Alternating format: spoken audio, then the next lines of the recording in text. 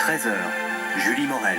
Merci de nous rejoindre. Puis notre invité ce samedi est un magistrat qui a changé de casquette. Thierry Wertz vient nous présenter son premier roman inspiré d'un ancien dossier judiciaire de féminicide. Thierry Wertz, alors vous venez de publier votre premier roman, Demain n'existe pas encore. C'est un premier roman, mais le public de notre journal vous connaît sans doute déjà. Vous êtes apparu à de nombreuses reprises dans ce JT, en tant que porte-parole notamment du parquet fédéral. On regarde ça. C'est sûr, tuer un maximum de policiers. Ce groupe était sur le point de commettre des attentats terroristes d'envergure, un feu nourri donc pendant de longues minutes.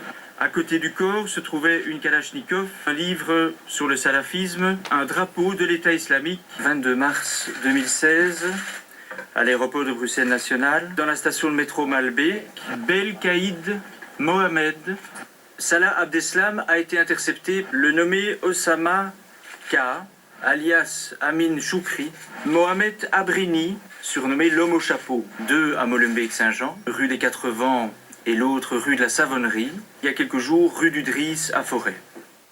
Et je ne suis même pas sûre qu'on a tout mis, Thierry Wertz. Vous avez donc été pendant plusieurs années porte-parole du parquet fédéral. Vous avez travaillé au parquet fédéral pendant 25 ans à peu près. Aujourd'hui, vous êtes conseiller à la cour d'appel. Il y a quelques années, le magistrat que vous êtes avait croisé la route d'une jeune fille, d'une fillette, dont la mère avait été tuée. Un féminicide, a priori. Et cette histoire vous a donné envie d'écrire. Tout à fait. Donc, dans un premier temps, en 2015-2016, donc j'avais publié un premier livre qui était un récit autobiographique qui reprenait une vingtaine de petites histoires, dont celle-là, où effectivement j'évoquais donc cette scène où cette petite fille comparée à l'audience parce qu'elle est placée. On comprend qu'elle est placée parce que la maman est morte et que le père est en prison pour avoir tué la mère. Et donc on voit un peu cette scène où le père est là, puisqu'il arrive avec des policiers menottés, etc. Bon, les regards un peu se cherchent. Et puis c'est tout. C'était ça que je décrivais, un peu comme un Polaroid, un instantané. Et pas mal de lecteurs m'ont parlé de cette petite histoire, peut-être plus que des autres. Et donc je me suis dit, ça peut être intéressant d'imaginer ce que cette petite fille allait devenir. Et donc c'est ça que je reprends dans ce roman, effectivement, mais c'est une fiction. Donc évidemment, je ne sais pas ce qu'elle est devenue, j'invente ce qu'elle est devenue, et donc on voit un petit peu comment elle devient une jeune femme, est-ce qu'elle parvient à surmonter cette terrible épreuve, quelles sont les relations qu'elle a encore ou qu'elle n'a pas avec le père, donc toutes ces relations père-fille apparaissent évidemment beaucoup dans le roman, mais aussi mère-fille quelque part, puisqu'il y a un certain nombre de flashbacks qui sont là aussi.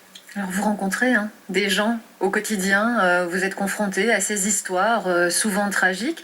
Du coup, cette démarche d'imagination que vous avez eue pour ce livre, vous l'avez souvent en fait avec toutes ces histoires auxquelles vous êtes confrontés?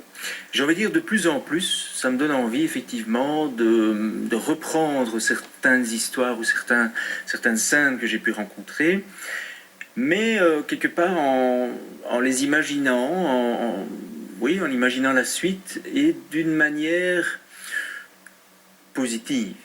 C'est ce qu'on trouve dans ce roman, puisque finalement on peut imaginer que la vie de cette petite fille a été terrible, mais j'essaye de trouver dans toutes les situations une part un peu de lumière, on pourrait dire, au bout du tunnel. C'est d'ailleurs le titre, Demain n'existe pas encore. Voilà. C'est une porte ouverte à la reconstruction, à un chemin vers un autre soi, quelque part. Exactement, je pense vraiment de plus en plus, bon, ça fait quand même une trentaine d'années que je fais ce métier, dans différentes fonctions, mais aujourd'hui, justement, dans celle de juge, je crois qu'il faut être convaincu pour faire ce métier, que finalement, rien n'est jamais irréversible. Donc c'est ça que j'essaye vraiment de pousser au bout de cette histoire. C'est une renaissance, quelque part, au-delà des épreuves traversées. C'est donc une croyance qui vous anime. Est-ce que... parce qu'on imagine, bon là il y a des émotions dans le livre. Est-ce que dans la vie d'un magistrat, précisément, il y a de la place pour les émotions? Et est-ce que c'est peut-être lié à cette frustration de ne pas pouvoir trop en avoir, qu'aujourd'hui vous choisissez le chemin de l'écriture? Il y a un peu de ça, certainement. Je crois que comme magistrat, surtout dans ces matières-là, protection de la jeunesse, les homicides, le droit humanitaire, etc., qui est le droit pénal d'une manière générale, qui a été, donc, et qui est ma spécialité, j'ai envie de dire, quotidiennement, on retrousse ses manches, ses pantalons et on plonge dans la chair du monde, hein, vraiment dans tout ce que l'humanité produit, si je puis dire, de pire, hein, de plus sombre. Et donc, on l'a vu avec le terrorisme, hein, parce que ces dernières années, vous avez beaucoup aussi... Ça aussi. Et donc, finalement, on intériorise énormément de choses. Et donc... Mais c'est vrai de dire qu'il n'y a pas de place pour l'émotion quand on est magistrat. Quand on est au moment même... Effectivement, on est un peu, moi je compare souvent ça à des urgentistes. Voilà, il y a un blessé qui arrive aux urgences dans un état absolument horrible. C'est pas beau à voir, mais ils ne sont pas dans cette logique-là. Ils sont vraiment, il y a des gestes à poser, il y a des choses à dire, à faire, etc. C'est la même chose quand on exerce le métier de magistrat. C'est après qu'on repense à certaines choses, on a parfois des flashs, des images qui reviennent. Et là, c'est vrai que c'est comme ça que j'ai commencé, c'est à mettre sur papier, sous forme même de haïku ou de petits textes, certaines scènes qui me revenaient. Et certainement, c'est une façon d'extérioriser certaines choses, hein, bien sûr. Une nouvelle voie pour vous, un nouveau demain pour vous aussi, Thierry Weerts. Merci d'être venu nous en parler, en tout cas sur le plateau. Donc, Demain n'existe pas encore, un livre que l'on conseille. Donc, merci beaucoup. On va terminer.